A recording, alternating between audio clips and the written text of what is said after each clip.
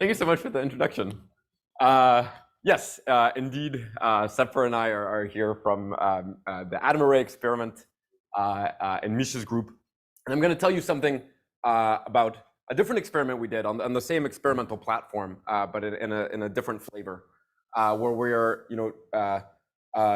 putting atoms in optical tweezers and then entangling them with nearby pairs, but then moving them around while preserving their coherence and entanglement during the middle of the computation.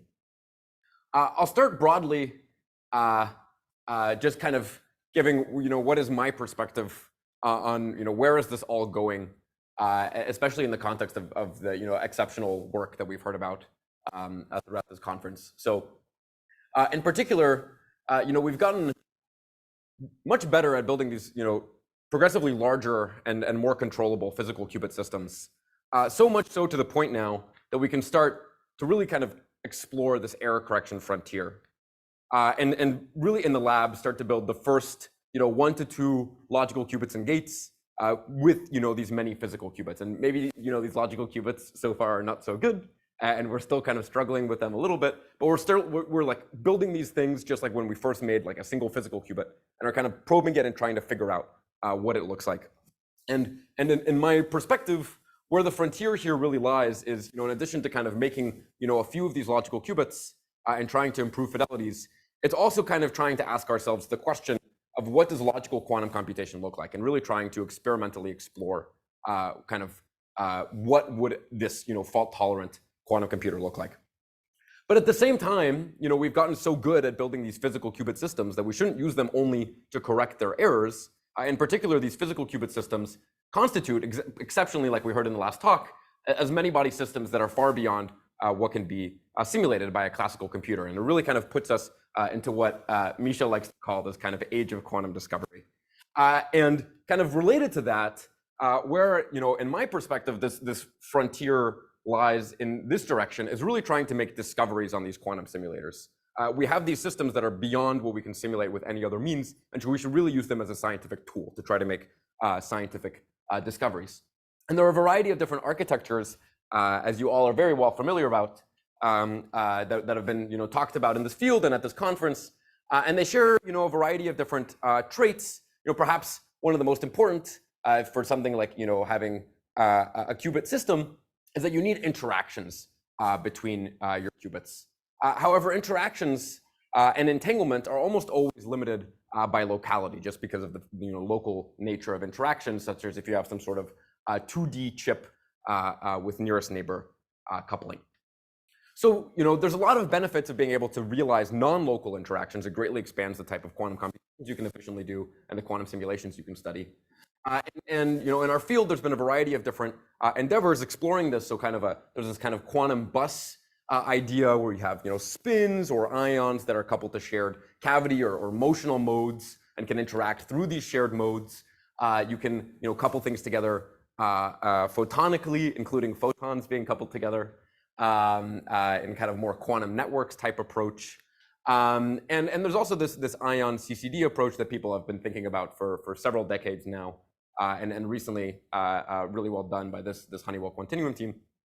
Where you now have this concept of ions that are shuttling around while preserving their coherence, and there's been a lot of exceptional work on these various directions, but the way that we kind of see it here is that the key challenges are these words of controllability, scalability, and parallelization.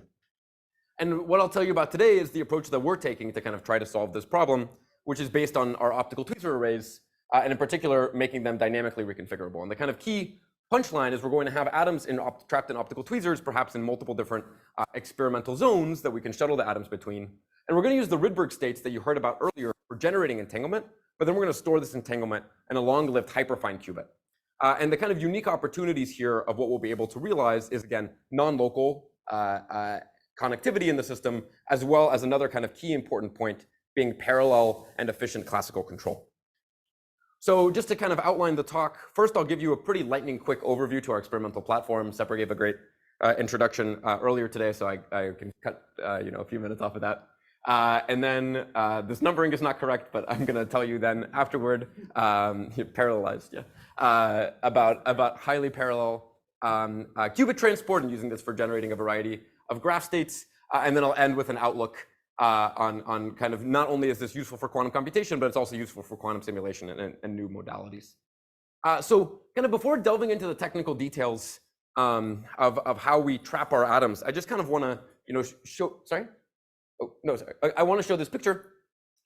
This is an image of a fluorescence image of these rubidium atoms that we have in our lab in a magneto-optical trap. Here in roughly millimeter size region of space, we have these 10 million atoms. These are cold and identical neutral atom qubits. Then these are essentially unlimited. And I guess my point of showing this image is that number for us is really not a problem.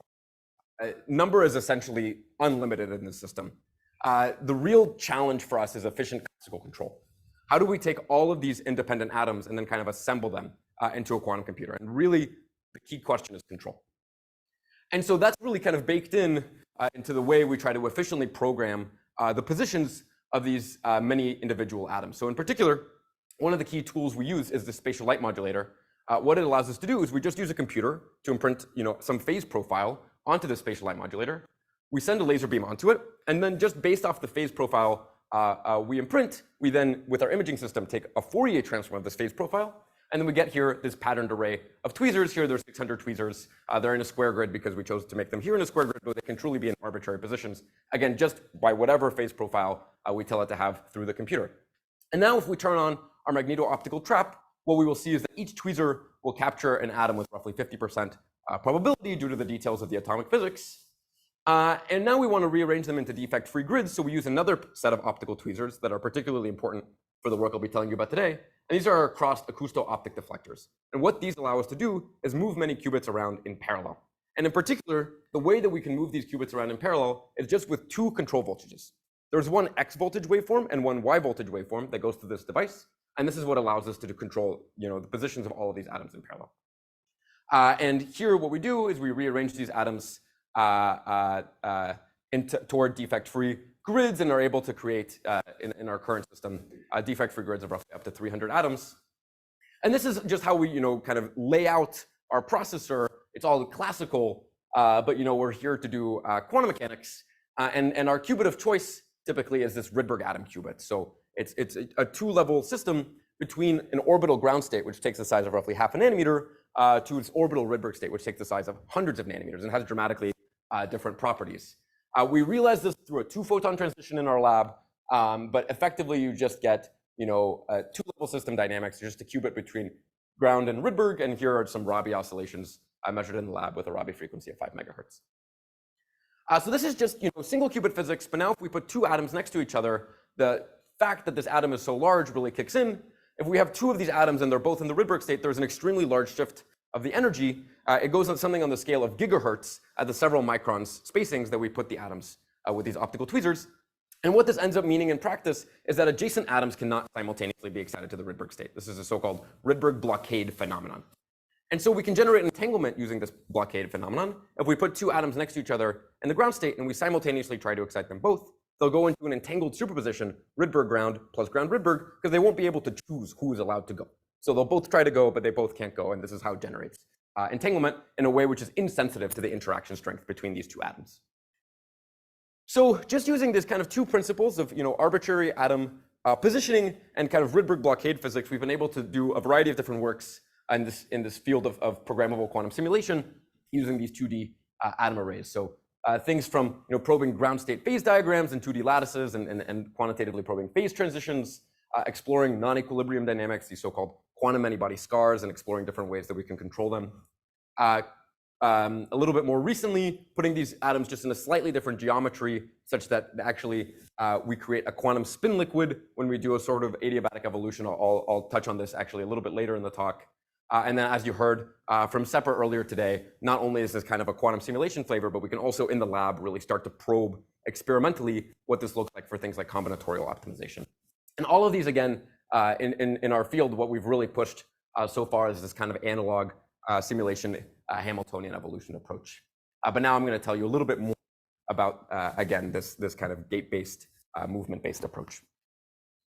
So in particular, again, coming back to this image, we have here this Rydberg state that we're going to use for generating entanglement through this blockade mechanism that I just described. But then we're going to now introduce this other qubit into the mix, this other two levels, this hyperfine qubit.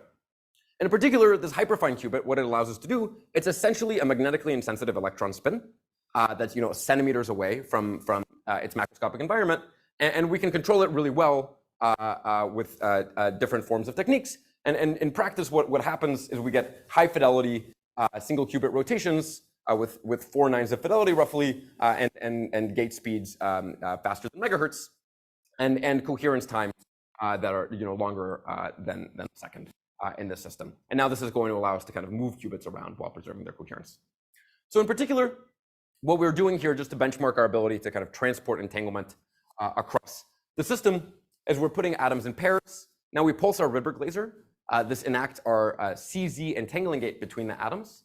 And then here, what I'm plotting is just the parity oscillations of this Bell state, just the amplitude of the oscillations here, tell you about how entangled these two atoms are. And just to benchmark our ability to move atoms without losing this entanglement, here what we now do is we move the atoms before we measure these parity oscillations. In particular, we move them here by 110 microns on a time scale of 300 microseconds, which is again significantly shorter than the measured coherence time. And consequently, you see that the entanglement of the state is unchanged after the motion. And just to give kind of a sense of scale here, so again, just to emphasize here, this is working with 16 qubits, but in terms of the rough sense of size and speed, this is kind of a region of space where if we were packing qubits in a future device at something corresponding to the diffraction limit roughly, then we can fit several thousand qubits in this region of space that we can transport entanglement across in a fraction of a coherence time. So again, just to give a sense of scale. And not only can we use this for transporting entanglement, but we can also really use this as the basis of programming quantum circuits.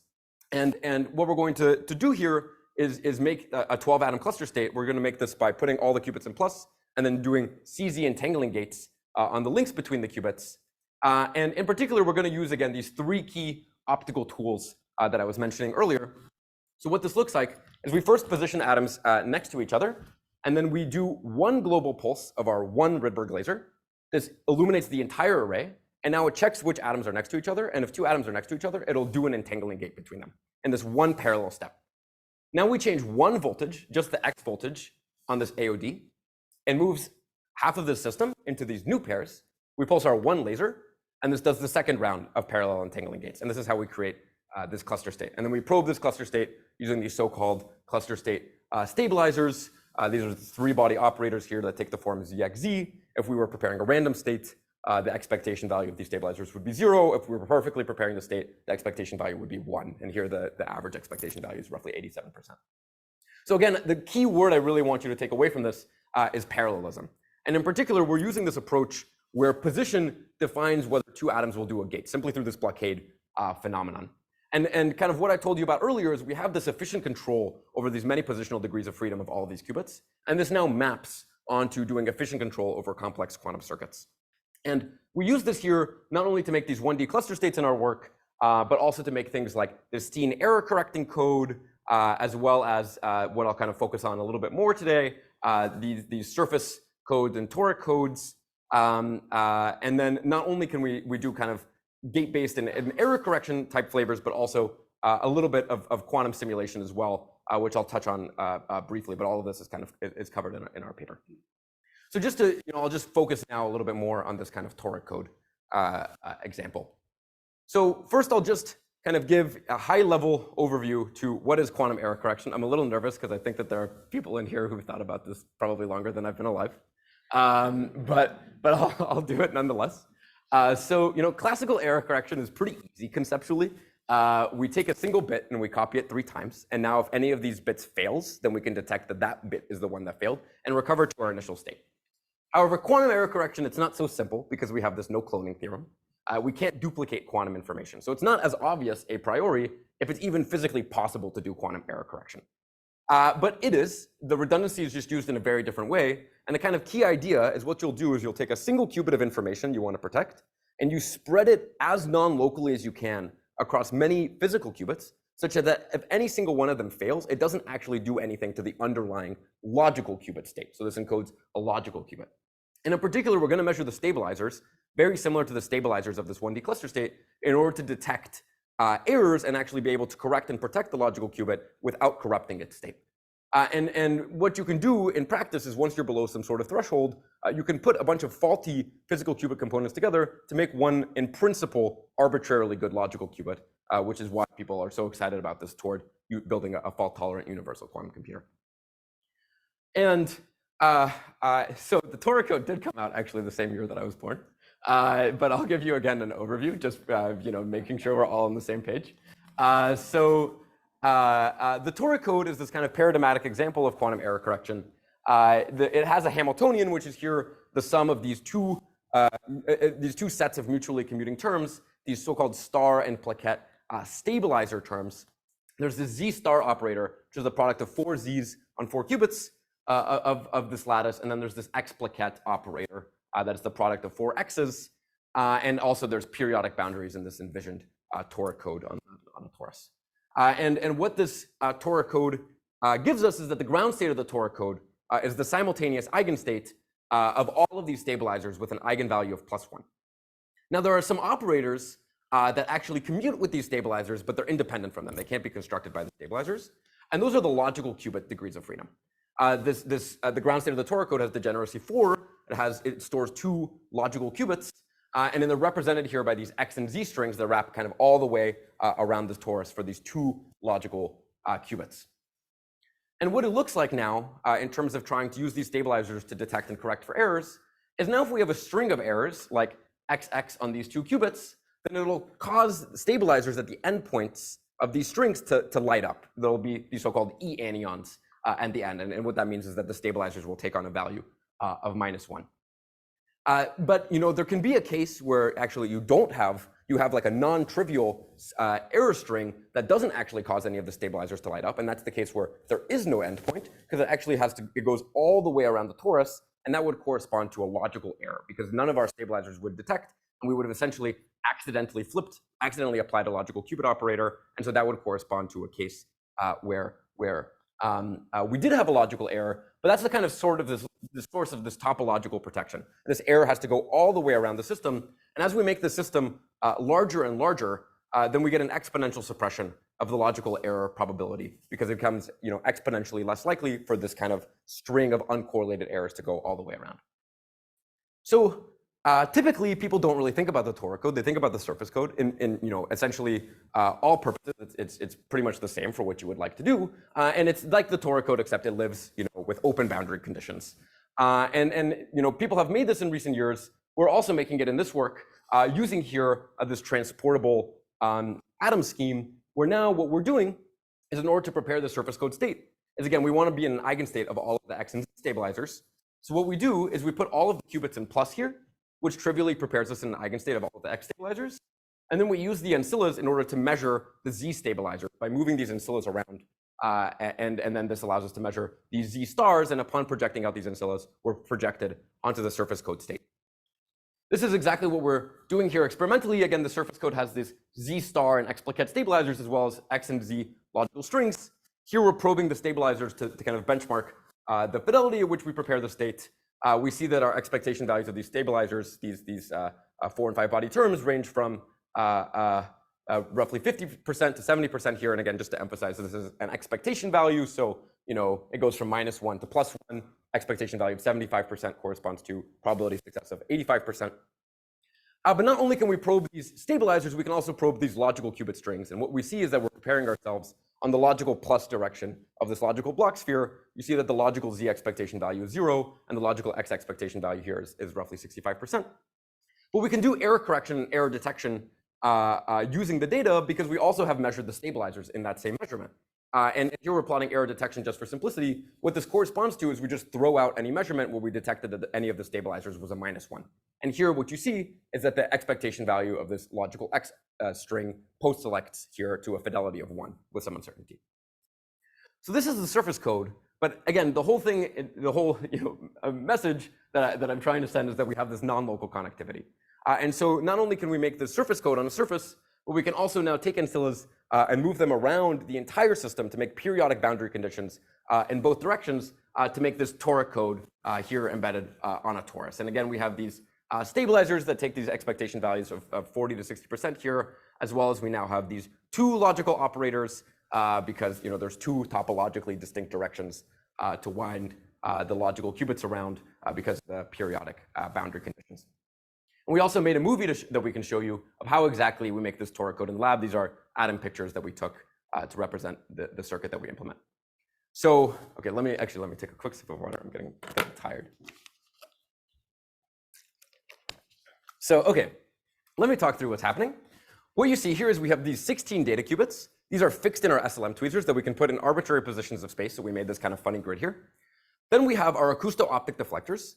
What this allows us to do is it takes these 8 ancilla atoms and we're rocketing them around the system. Again, and it looks like kind of a complicated motion, but it's really being done by just controlling two voltages, one X voltage waveform and one Y voltage waveform. And then every time we put these qubits into new pairs, we pulse our global Rydberg lasers, and this entangles two qubits if they're next to each other. And this is how we realize this Torah code circuit. And again, the kind of like really key thing that I want to emphasize here is that the circuit is programmed with only these few key optical elements. And the way in which we're realizing this, relatively sophisticated quantum circuit is by parallel control over these many individual physical qubits with only order of one classical controls. And typically when we think about building a quantum computer, the type of thing we like to say is that you need arbitrary physical qubit control for building a quantum computer. And this is to build like a universal quantum computer. And this is indeed true when having arbitrary physical qubit control is definitely one of the things that's really important for doing arbitrary things.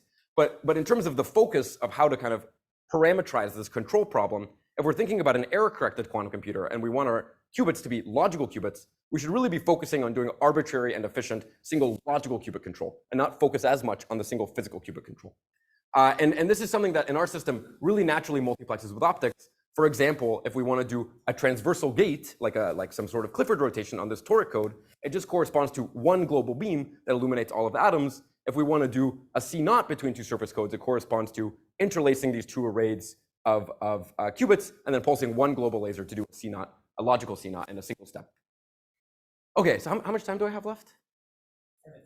Oh, okay. I will take a quick sip of water. Actually, let me pause here and I'll take a quick sip of water. I'm going way too fast. Okay, good. Getting really tired. I'm going way too fast. Sure. Yeah. Okay. Let's leave it to the end. Yeah, I'm almost done. Okay. All right. So this is kind of this error correction quantum computing flavor we've been developing using this motion technique. But I want to give also a little bit of an outlook, which we also explored, which is that not only using this for doing quantum computing, but also again coming back to quantum simulation and trying to make discoveries in the system, and in particular trying to now not only do analog evolution or only digital evolution, but kind of combining them into a more hybrid approach. And I'll overview kind of briefly this kind of quantum spin liquid experiment that I had mentioned earlier. This is the sort of more analog approach that Sepper overviewed earlier. And it's actually going to work. We're going to prepare this quantum spin liquid state in a very similar way to the way that we solve this combinatorial optimization MIS problem. So in particular, we lay out these atoms here in these 219 atoms in this Kagome lattice. And then we're going to do this adiabatic algorithm, which is going to find the max packing configuration. So now we're again just back to this ground Rydberg qubits. And what we're doing is we're going to adiabatically change the chemical potential in our system to make it more and more favorable to put in excitations. We start in this case where we have no excitations, and then we kind of start to sprinkle in Rydberg atoms more and more, but we do this with this Rydberg blockade constraint. And in particular, on this lattice, the Rydberg blockade constraint is tuned in such a way such that the resulting max packing configuration is a so-called dimer covering.